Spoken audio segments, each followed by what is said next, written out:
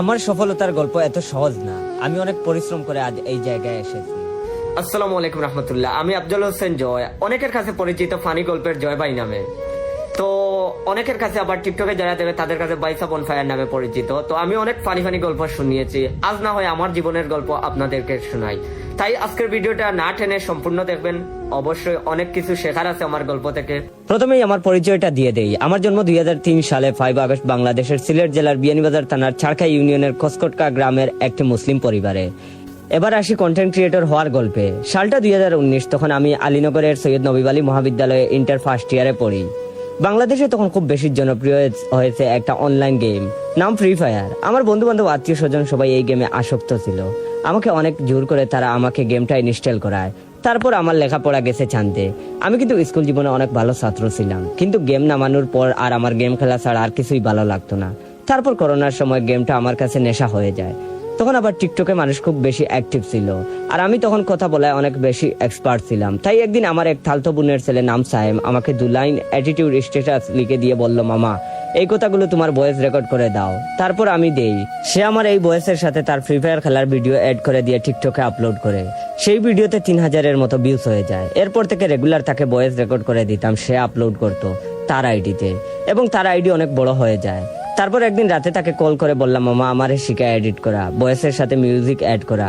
কিন্তু সে আমারে বললো, মামা আজকে পারবো না, কালকে শিখাবো, আমি আজকে বিজি। তখন আমার অনেক রাগ হয়।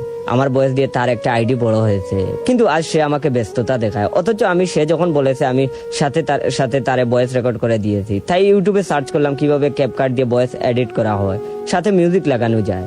তারপরে ইউটিউব দেখে দেখে একটা ভয়েস এডিট করলাম, আর আমার ফ্রি ফায়ারের গেম প্লে এর সাথে অ্যাড করে সেইটা আমি একটা টিকটক অ্যাকাউন্ট খুলে আপলোড করলাম। তখন কিন্তু আমার গল্পের ভিডিও দেইনি, 2 লাইনের ফানি কথা দিয়ে আপলোড করি, সেটা ভাইরাল হয়ে যায়। এবং এরপর থেকে আমার গেমের নেশার পাশাপাশি টিকটকের নেশা হয়ে যায়। লেখাপড়া বলতে শুধু এক্সাম দিতে যেতাম, কারণ গেম খেলতে খেলতে বাসায় আর কোনো পড়ার সময় পেতাম না।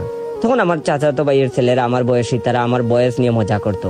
আমার অনেক খারাপ লাগতো, লজ্জা লাগতো, তবুও ভিডিও বানানো বন্ধ করিনি। তারপর গেমে একটা মেয়ের সাথে আমার পরিচয়। মেয়েটির বাড়ি আমাদের সিলেটে, কিন্তু বেড়ে ওঠা কুষ্টিয়াতে। মেয়েটি ছিল হিন্দু। আস্তে আস্তে সে আমার গেমে পার্টনার হয়ে যায়। তারপর ভালোবাসা, সেই আমাকে জয় নাম দিয়েছে, তাই আমার আইডির নাম ইয়োর জয়। তারপর প্রায় 6 মাসের রিলেশনের পর তার বিয়ে হয়ে যায়। আমিও বেকার প্রেমিক ছিলাম, তাই কিছু করতে পারিনি, অনেকটা ভেঙে পড়েছিলাম, ডিপ্রেশনে ছিলাম। আমার পাশে কেউ দাঁড়ায়নি। কষ্ট জিনিসটা কি তখন আমি জীবনে প্রথম বুঝলাম।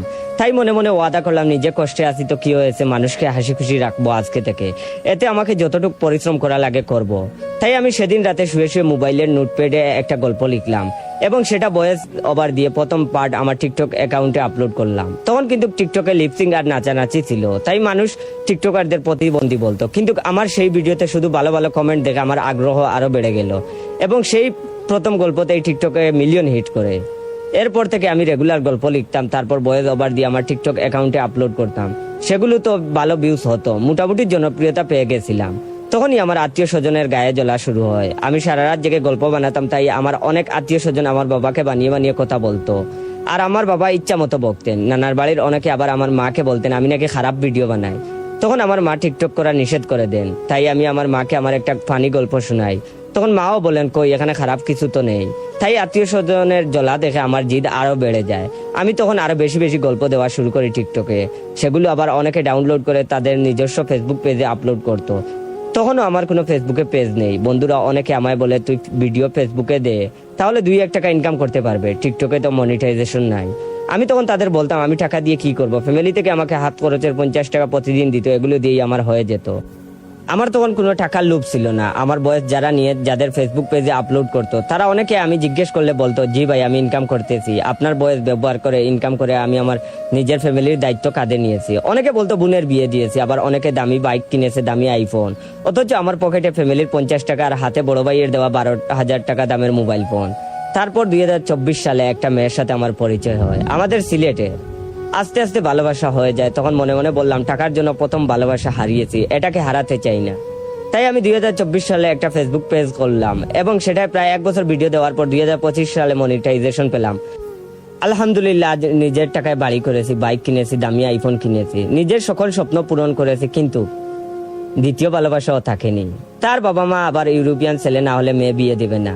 সেও থাকতে চায়নি, যার ফলে আমি আমার এই ভালোবাসাকে হারিয়ে ফেললাম। খারাপ লাগে মাঝে মধ্যে, যার জন্য এত কিছু করলাম সেই নাই।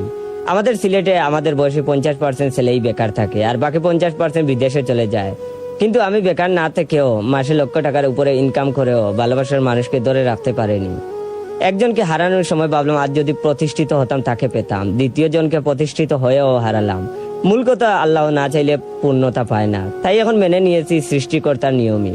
মানুষকে হাসাতে হাতে নিজেই হাসতে ভুলে গেছি। গল্পে কত হাসি, বাস্তব জীবনে আমি খুব ডিপ্রেশনে থাকি।